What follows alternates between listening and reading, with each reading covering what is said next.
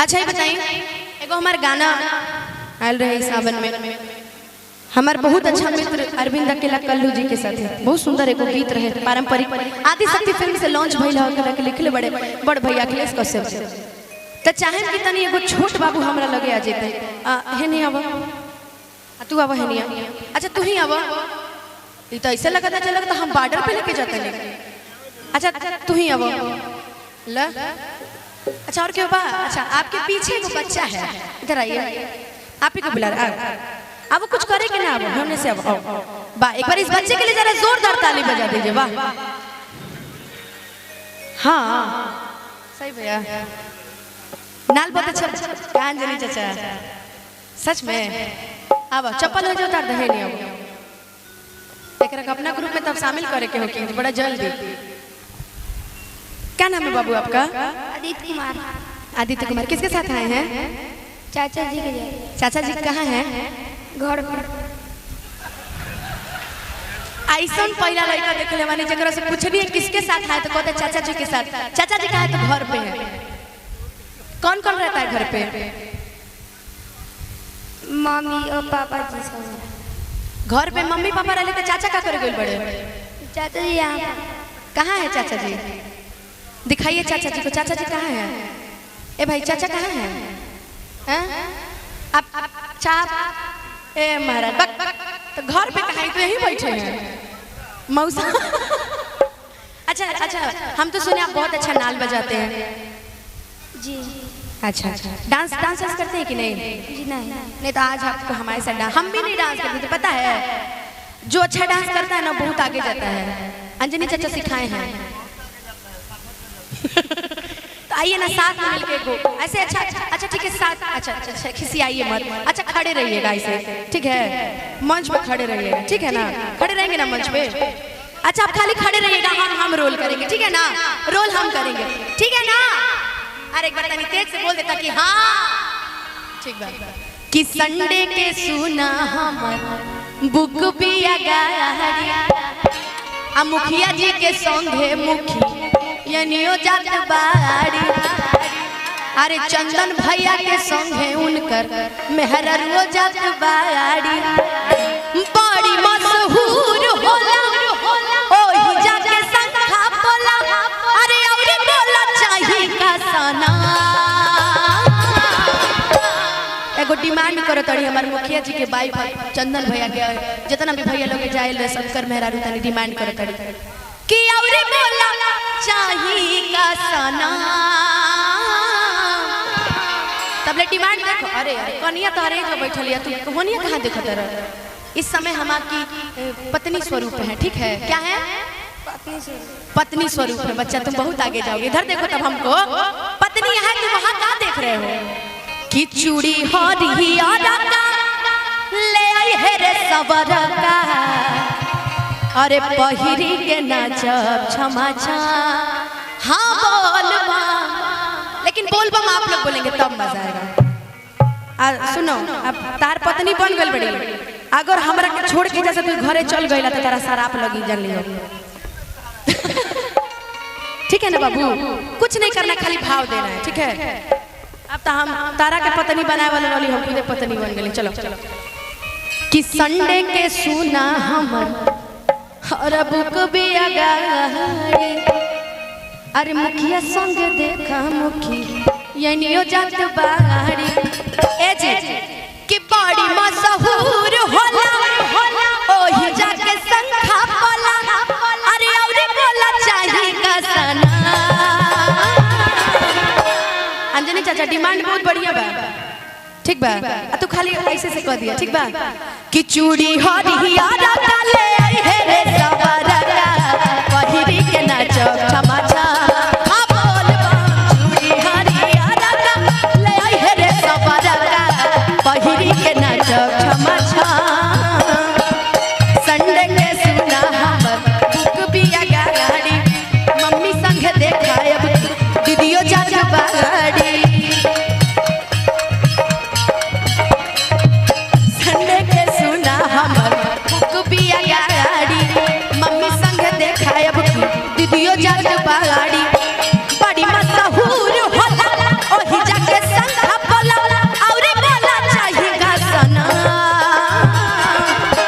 हाय देखा चूड़ी खरीदे खातिर पैसा मिलता है। फिर मुखिया जी ले दीजिए। को डांस आता है? आपको डांस आता है? मेहरारू कसम खा के कहिएगा। अच्छा मुझे डांस आता है, मैं गाऊंगी आप डांस करेंगे। मैं गाऊंगी ये डांस करेंगे, क्यों? सही है ना? कि चूड़ी हरिया ले हे रे सवरगा पहिरी के नाचा छमाछा आ बोल बम। चूड़ी हरिया ले हे रे सवरगा पहिरी के नाचा छमाछा।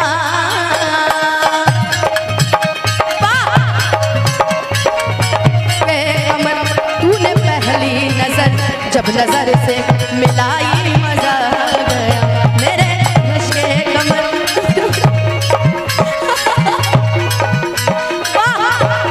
क्या बात।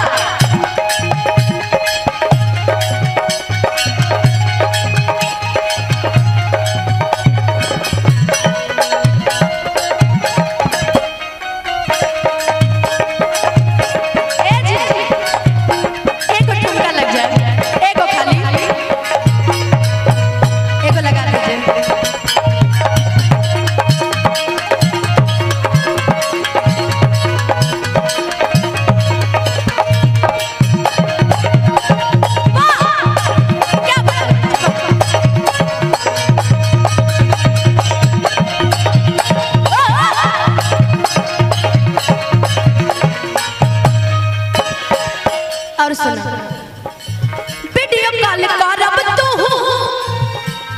आज करे हम हो।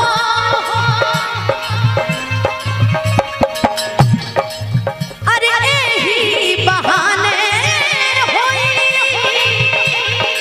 अरे बाबा दर्शन हो। समझे क्या बोले हैं? वीडियो कॉल हमने कहा जैसे हाई कैमरा लेके लोग बैठल बड़े ना, तैसे हम तारा के वीडियो कॉल लगा। ठीक बा? तू अपन नंबर हमरा के देके जाइए। ठीक वीडियो कॉल करब तू अरे हम पसंद हो एही बहाने होई बाबा दर्शन हो। चंदन भैया की तरफ शुरू किए। भैया भैया भैया यहाँ आइए। वो देखिए कितने चालू हैं। चालू जानते क्यों है? वो जान रहे हैं कि अगर आप पैसा देने आएंगे तो मैं आपसे डांस करवाऊंगी, तो इसलिए वो खुद ने वो आपको भेजे हैं। तो अब आप आए गए तो एक ठुमका लगी जाए। अरे आइए ना इधर। अरे भैया ए भाई देखिए दिल नहीं तोड़ा जाता है।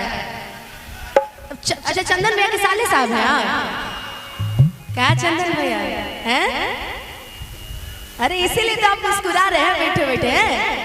वाह कि जुग जुग जियत रहाया साही ये कल्लू हो खिले। लेकिन यहाँ हम बोलेंगे कि जुग जुग जियत रहा ए चंदन भैया अरे मुखिया जी विशेष कि तहरे जैसन प्यार सबका के भोले बाबा देश। अब हमारा खड़े लाइन बात कि अरे अरे मोर सोना कितनी तुम अच्छी हो ना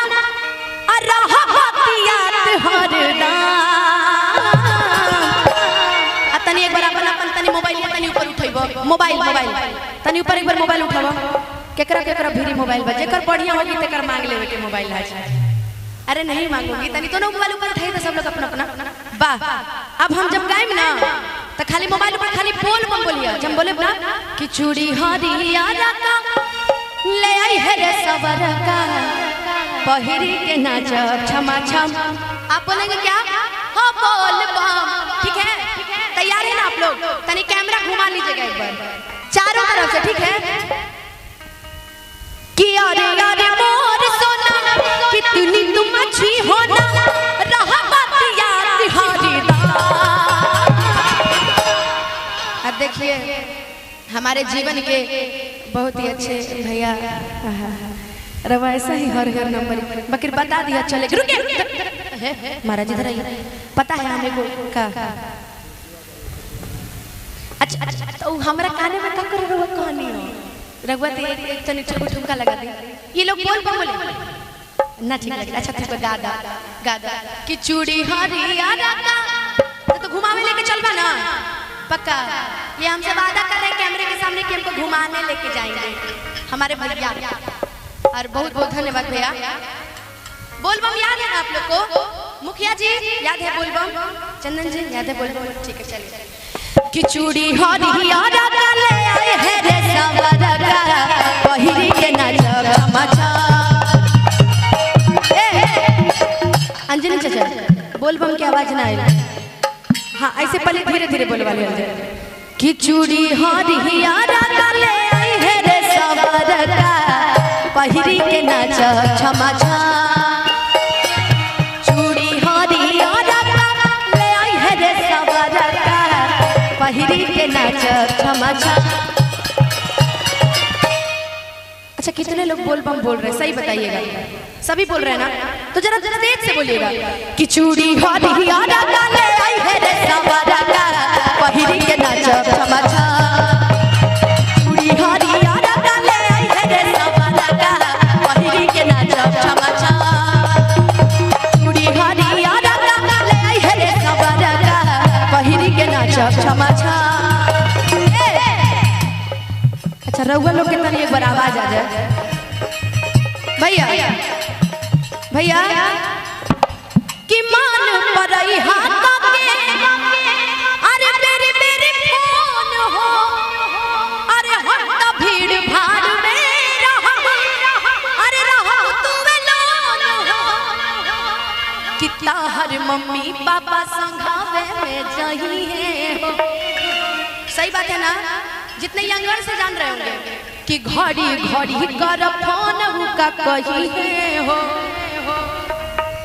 कि अरे अरे मोर सोना अरे कितनी तुम अच्छी हो ना अरे रहा बातिया की हरदा। पर आपके लिए एक लाइन बोले आप जो ग्रीन कलर का शर्ट पहनी है आपके लिए बोले आप बहुत अच्छे लग रहे हैं।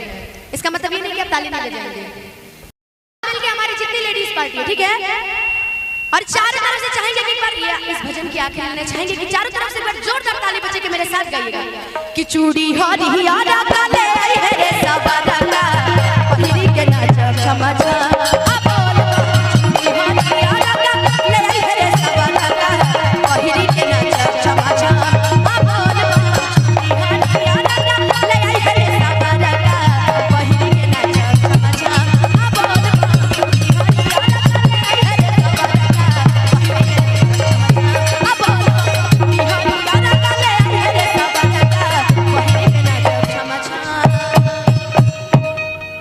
चूड़ी हरिया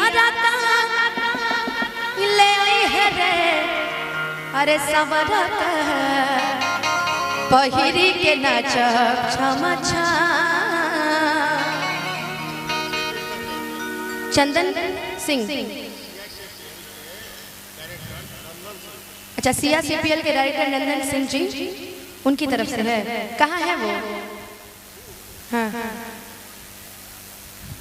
हाँ जी देखिए जरा सामने झूठ बोल रहे हैं कह रहे रूम में बताइए आपको सबके सामने नहीं लाना चाहते। अगर बढ़िया लगे तो चाहे चाहे बढ़ जोर ताली बजा के वो लोग आशीर्वाद दे दे। अरे ताली बजा के एक बार आशीर्वाद दे दी। हाँ